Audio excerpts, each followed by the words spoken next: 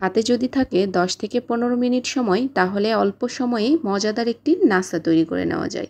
আসসালামু আলাইকুম এভরিওয়ান, সবাই কেমন আছেন?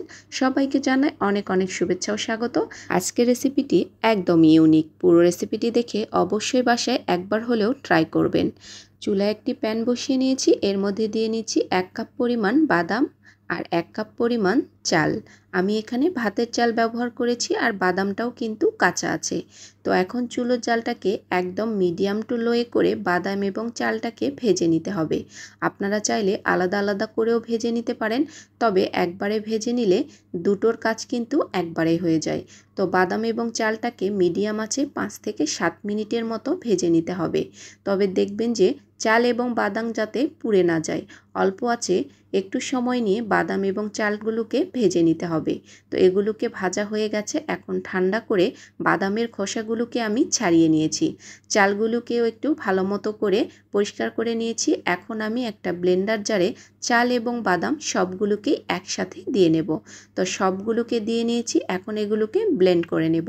তো এগুলোকে একদম গুঁড়ো পাউডারের মতো করে নিয়েছি।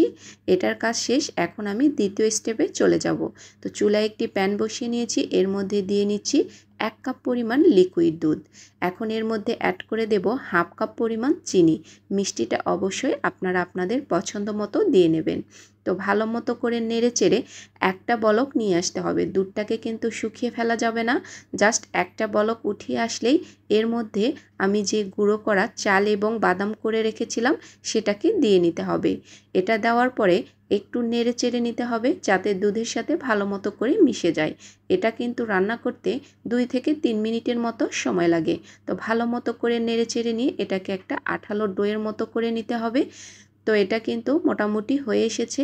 এখন নাড়তে নাড়তে যখন দেখবেন যে এটা প্যানের গা থেকে ছেড়ে আসছে, তখনই এটাকে চুলো থেকে নামিয়ে ফেলতে হবে। এটা কিন্তু একদমই রেডি হয়ে গেছে।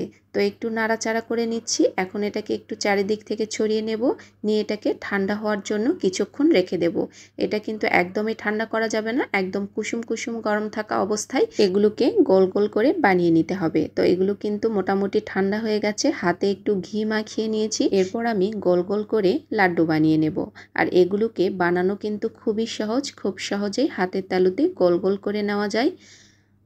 আর এগুলো খেতেও ভীষণ মজা হয়। বাসায় একবার হলেও এইভাবে বাদাম এবং চাল দিয়ে এই লাড্ডুটা বানিয়ে দেখবেন। হাতে যদি 10 থেকে 15 মিনিট সময় থাকে, তাহলে কিন্তু খুব সহজেই এই লাড্ডুগুলো বানিয়ে নেওয়া যায়। তো কেমন লাগলো আজকের রেসিপিটি?